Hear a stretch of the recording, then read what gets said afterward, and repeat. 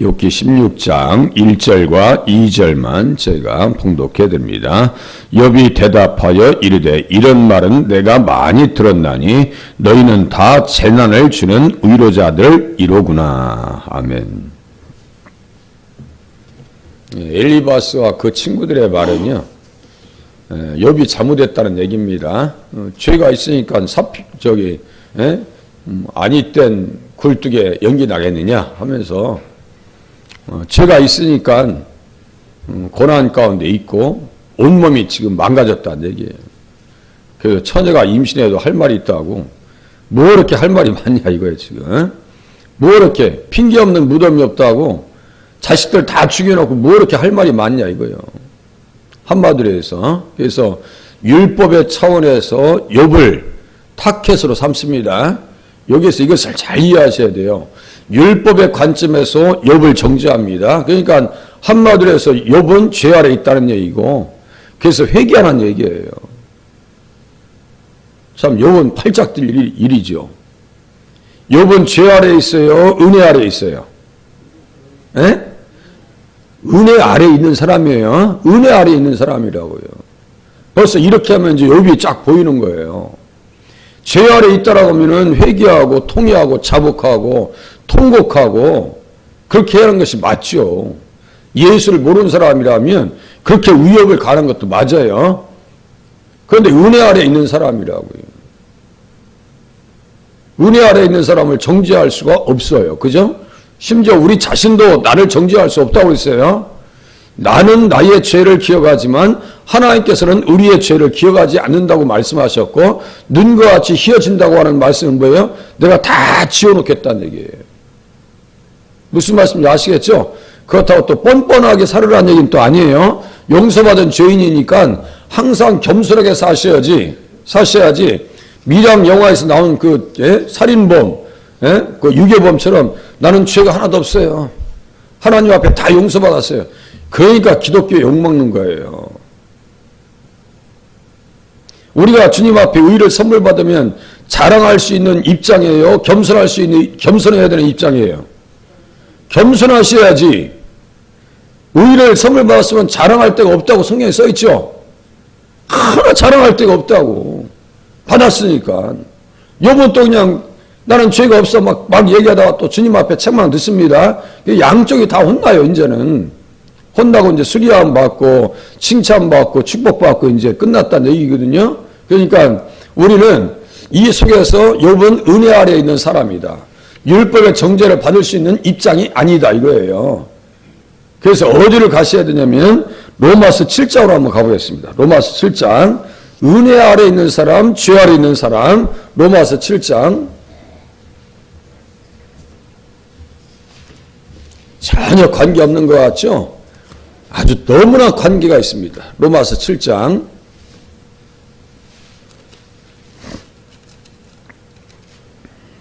(1절부터) 보세요. 1절부터.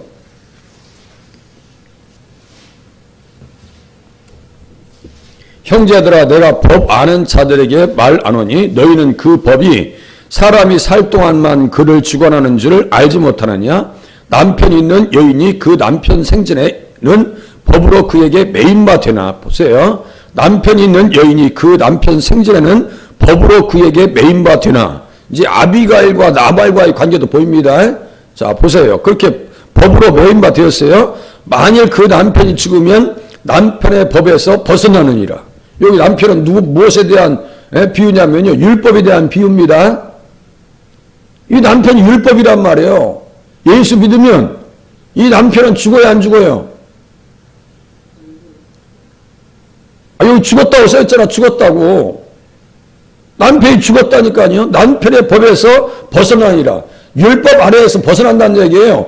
율법의 정죄에서 자유한다는 얘기예요. 욥은 율법의 정죄, 율법 아래에서 벗어났어요? 벗어나지 않았어요? 벗어났어요. 우리는 벗어났어요? 안 벗어났어요? 이것도 헷갈리시지?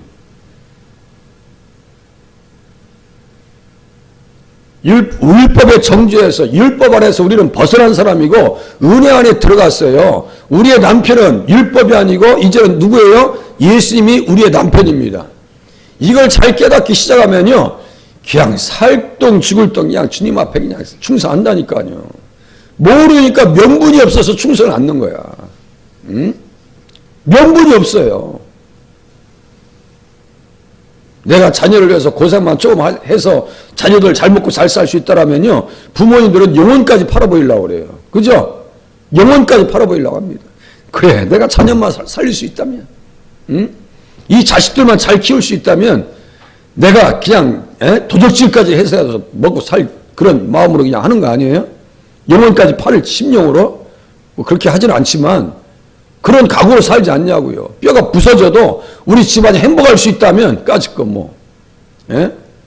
회사 가서 내가 망신을 당하고 사장님한테 욕을 먹어도 내가 그래, 우리 자식만 살 수 있다면. 그거 아니에요? 명분이 약합니다. 지금 신앙생활 하시는 분들이 매가리가 없어요. 열정이 약해요. 그게 너무너무 안타까운 거예요. 율법이 남편이요, 예수님이 남편이요, 세상이 남편이요, 우리의 영적인 남편이 누구요? 구약의 바알을 보면 저 이스라엘 백성들을 보면요, 바알이 너희 하나님이요, 이스라엘의 하나님이 너희 하나님, 여호와가 너희 하나님이요, 누가 너희 하나님이요? 그러니까 말을 못해요. 열왕기상 18장 갈멜서에서 엘리야가 얘기합니다. 바알이 하나님이요, 여호와가 하나님이요, 누가 하나님이야 도대체? 말을 못해. 세상이 먼저요, 하나님이 먼저요. 말을 못해. 명분이 약한 거예요. 확실한 명분을 가지고 살아가실 수 있기를 바랍니다. 공산주의자들은요, 어느 정도로 살았냐면요, 박헌영 씨 있죠? 세상에 감옥에서 똥을 먹으면서 미친 척 했어요. 공산주의 혁명을 위해서. 인천 상륙작전 그 영화를 보세요. 그 연기자가 얘기해요. 그 아버지를 죽여버렸다니까, 반동문자라 하면서. 공산주의 혁명을 일으키는데 아버지가 반대를 해. 그러니까 아버지를 죽여버렸어. 공산주의 안에서 살부회가 있다고 말씀드렸죠. 살부회. 그게 뭐라 했어요? 부모들을 대신 내가 죽여주는 일을 하는 것이 살부회입니다. 이거 완전히 뭐 자본가, 공산주의 입장에서는 반동분자야. 아버지가 대신 내가 죽일 수 없으니까 네가 대신 죽여. 살부회가 있었어요. 뭐가 있는 거예요? 그 사람들에게는 명분이 있었던 거예요. 명분. 공산주의 혁명이라고 하는 명분이 있었어요. 체 게바라고 하는 그 쿠바의 혁명가가 있어요. 그 사람은 의사였습니다. 때려쳤습니다. 의사로 먹고 사는 게 훨씬 낫죠. 그런데 공산주의 혁명을 해서 때려쳤습니다. 우리나라 젊은이들 옷에 체 게바라 옷 이 그림도 있었어요. 그 건강한 모습 아닙니다. 건강한 모습 아니에요. 김일성 집안은요, 기독교 집안이요. 기독교 집안이요. 공산주의 혁명을 위해서 기독교를 이용하고 버렸습니다. 명분이 있는 거예요. 자기들 나름대로. 우리들은 예수 믿는 것에 대한 명분이 확실히 축적이 되셔야 하나님 앞에 충성할 수 있고 욕과 같이 승리할 수 있는 줄로 믿으시기를 바랍니다. 말씀을 잘 헤아려 보세요. 또 보세요. 밑에 보세요. 여기 로마서 7장 보세요. 벗어났어요. 남편이 죽으면 남편의 법에서 벗어나느니라. 그러므로 만일 그 남편 생전에 다른 남자에게 가면 음녀라. 그러나 만일 남편이 죽으면 그 법에서 자유롭게 되나니 다른 남자에게 갈지라도 음녀가 되지 못하느니라.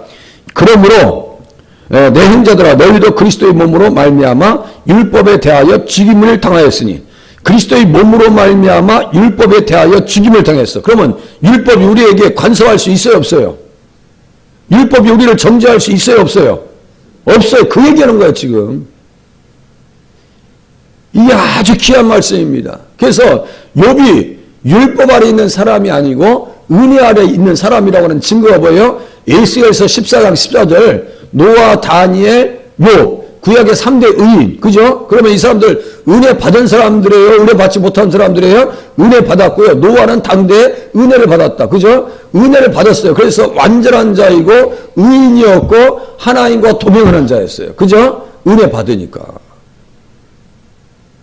여러분, 은혜가요, 사람의 눈으로 볼 때는 은혜가 아니야. 이건 저주받은 인생이요, 그죠? 그래도 그 과정 속에서는 하나님의 은혜가 있었던 거예요. 은혜가 있었던 거예요. 우리가 지금 살 때 너무너무 힘들어. 이거 내가 기도했던 방향이 아니야. 욥도 기도했던 방향이 아니에요. 욥의 고난과 시련과 부도나는 것, 빼앗기는 것, 자녀 죽는 것은요, 욥이 기도하고 기대했던 것이 아니고요, 소망했던 일이 아닙니다. 우리가 기대하고 소망하지 않았던 일들이 벌어진다 할지라도 욥과 같이 승리하는 자리에 서실 수 있기를 바랍니다. 그게 믿음이라고요. 그게 믿음이요. 믿음 안에는 그것도 포함되는 거예요. 요새 고생하려고 하는 사람들이 있어요, 없어요? 예수 믿는 사람들은 더 깍쟁이야. 자, 있죠. 서울 깍쟁이는 말이 돼. 인천 깍쟁이는 없어야 된다고. 그런데 인천에도 깍쟁이들이 많이 있어요, 없어요? 나도 깍쟁이야, 그렇게 보면. 김 목사도 깍쟁이라고. 고생하고 싶은 마음이 한 1%도 없어. 응? 깍쟁이라니까. 자, 그래서 그 법에서 자유롭게 되나니 다른 남자에게 갈지라도 음녀가 되지 아니하느니라. 그러므로 내 형제들아, 너희도 그리스도의 몸으로 말미암아 율법에 대하여 죽음을 당하였으니 이는 다른 이 곧 죽은 자 가운데서 살아나신 이에게 가서 우리가 하나님을 위하여 열매를 맺게 하려 함이라. 예수님 만났으면 열매 맺어야 돼요, 안 맺어야 돼요? 맺어야 돼요. 자, 우리가 육신에 있을 때는 율법으로 말미암는 죄의 정욕이 우리 지체 중에 역사하여 우리로 사망을 위하여 열매를 맺게 하였더니 이제 우리가 얽매였던 것에 대하여 죽었으므로 율법에서 벗어났으니 이러므로 우리가 영의 새로운 것으로 섬길 것이요 율법 조문에 묵은 것으로 아니할지니라. 영의 새로운 것, 성령께서 조명하시는 방법대로 율법을 이해하고 깨닫고, 제가 했어요. 율법은요 전혀 문제가 없어요. 자, 실제 보세요. 문제가 없다니까요. 그런즉 우리가 무슨 말을 하리요? 율법이 죄냐? 그럴 수 없느니라.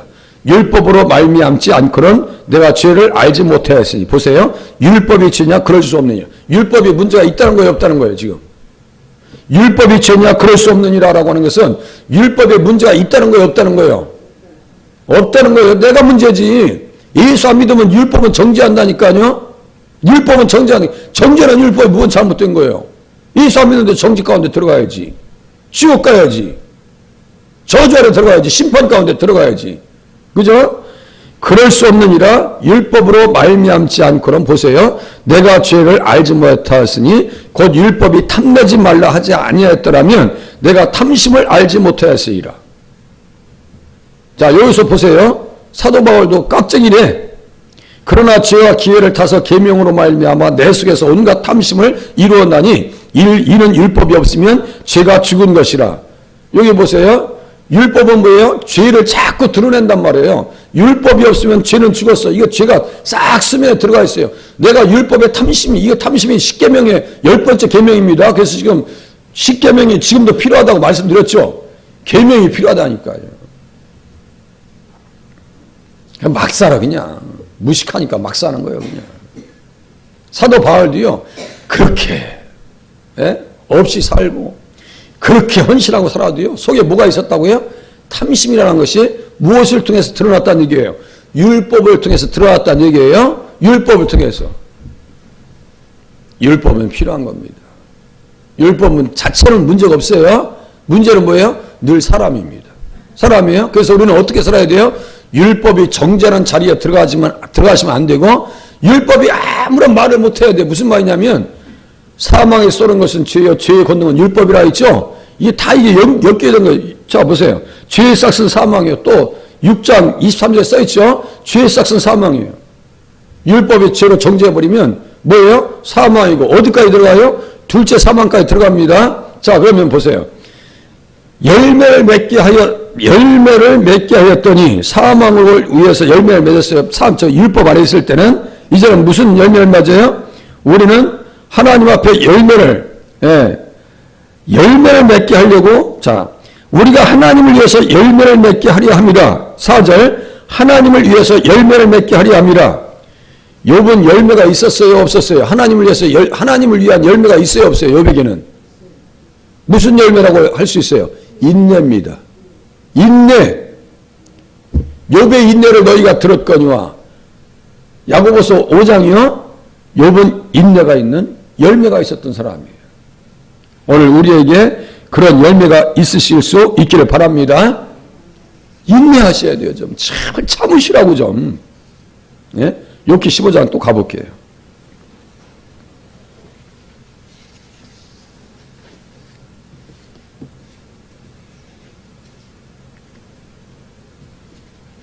그래서 우리는 욥을 보면서 보세요. 이런 말은 내가 많이 들었나니 너희는 다 재난을 주는 위로자들이구나. 다 재난을 주는 위로자들이구나. 율법의 관점에서 이야기하니까요. 정말 감당이 안 되는 거예요. 욥의 사정과 상황과 정황을 알았더라면요. 비웃지 말고 위로해 줘야 되는 거예요. 어떻게 그냥 욥한테 돼가지고 마음에 불만이 가득하고 눈을 번뜩거리며 조롱하고 우리를 쳐다볼 수 있어. 입만 살았구만 하면 그냥 꼭 쳐줄 것 같은, 때릴 것 같은 분위기야, 지금. 욥이 뭐라고 그래요? 너희는 다 책난을 주는 위로자들이구나. 여기에서 어떤 분을 또 초청해야 돼요? 위로하시는 예수님을 우리는 초청하셔야 됩니다. 위로하시는 예수님. 그래서 주석가는요, 다음과 같이 얘기합니다. 이 사람들이 성령의 위로자였다면 예수님을 증거해 줬을 것이다. 이렇게 얘기해요. 예수님은 어떤 분이에요? 위로자십니다. 무슨 말씀인지 아시겠죠? 위로자십니다. 율법의 관점에서 욥을 정죄하니까 감당을 못하고 받지를 않는다라고 주석을 합니다. 그러니까 제가 보니 얼마나 이 주석들을 잘 하시냐고. 제가 그러니까 학원 강사도 일타 강사가 있다고 말씀드렸죠. 일타 강사를 왜 쫓아가요? 제가 일타 강사 강의를 들어보면요. 세상에 천안에서도 몇 시간 동안 차 타고 기차 타고 노량진 일타 강사를 만나러 온다는 거예요. 왜요? 100점 맞으려고. 걔들은 정신이 깨어있는 애들입니다. 일타 강사들은 뭐예요? 조기 매진됩니다. 학원 수강이. 그럼 그 전날부터 와서 줄 서 있다는 거예요. 뭐 하려고? 100점 맞으려고. 주석가들도요, 정말 주석을 잘 하시는 분들이 있어요. 제가 말씀드려요. 이준일 목사님, 존길 주석. 보면서요, 깜짝 놀랍니다. 어떻게 이렇게 주석을 잘 하실 수 있을까? 학원 강사로 얘기하면 일타 강사 되시는 분들이야. 제가 그분들 주석을 빼놓고 오겠어요? 그렇지 않아요. 우리의 위로자. 욥은 지금 뭐가 필요하다고요? 재난을 주는 위로자가 필요한 것이 아니라 정말 욥을 보듬을 수 있는 위로자 예수님이 필요합니다. 그 예수님을 누가 만나냐면요. 시몬이 만납니다. 누가복음 2장 보시겠습니다. 오늘 그렇게 시몬처럼 예수님 만나고 돌아가실 수 있기를 바랍니다. 성경 보면서 예수님 말씀 보면 예수님 만나고 가는 거예요. 누가복음 2장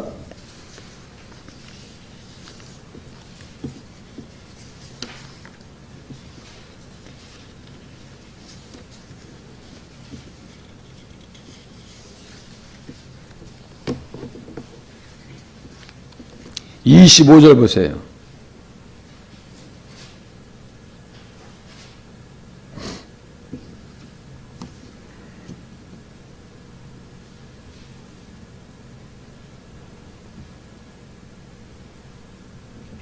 이 장 25절 아마 성탄절에 가끔 들으셨던 설교입니다. 이에 예루살렘에 시몬이라는 사람이 있으니 이 사람은 의롭고 경건하여 이스라엘의 위로를 기다리는 자라 성령이 그 위에 계시더라. 이스라엘의 위로를 기다리는 자라. 위로자가 누구예요? 예수님입니다. 지금 예수님이 그 현장에 오시죠. 요셉의 품에 안 계셔서 오시잖아. 마리아와 그죠? 그때 시몬이 어떻게 해요? 그가 주의 그리스도를 보기 전에는 죽지 아니하리라 하는 성령의 지시를 받았더니 성령의 감동으로 성전에 들어가 마침 부모가 율법의 관례대로 행하고자 하여 그 아기 예수를 데리고 오는지라. 8일 된 아기를 데리고 올 때 걸려서 올 것이지는 않을 거 아니요. 품에 안고 강보에 싸서 모시고 왔을 거 아니요. 그때 아기 예수를 안고 보세요. 28절 보세요. 시몬이 아기를 안고 하나님을 찬송하여 이르되. 오늘 이러한 영적인 감각이 우리에게 있으실 수 있기를 바랍니다. 아기 예수님을 모시고 아기를 안고 우리 품에 예수님을 모시고 이렇게 하셔야 돼요. 예수님을 모시고 주제요. 이제는 말씀하신 대로 종을 평안히 놓아주시는도다. 내 눈이 주의 구원을 보았사오니 이는 만민 앞에 예비하신 것이요 이방을 비추는 빛이요 주의 백성 이스라엘의 영광이니이다. 이방을 비추는 빛이요.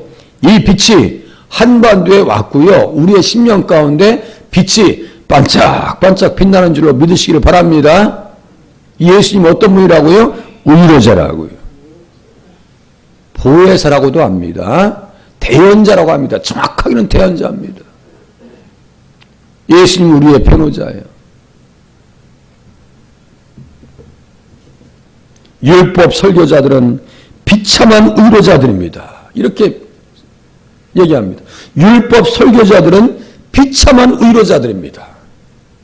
엘리바스와 빌닷과 소발은 율법 설교자요. 비참한 의로자예요. 그러니까 욥이 뭐라고 반발해요? 다 재난을 주는 의로자들이구나.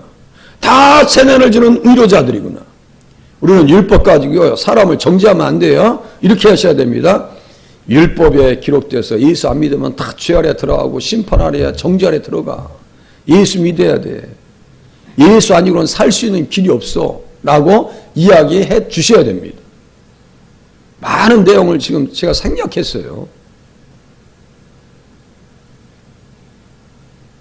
욥은 위로받아야 될 자리에 있습니다. 그죠?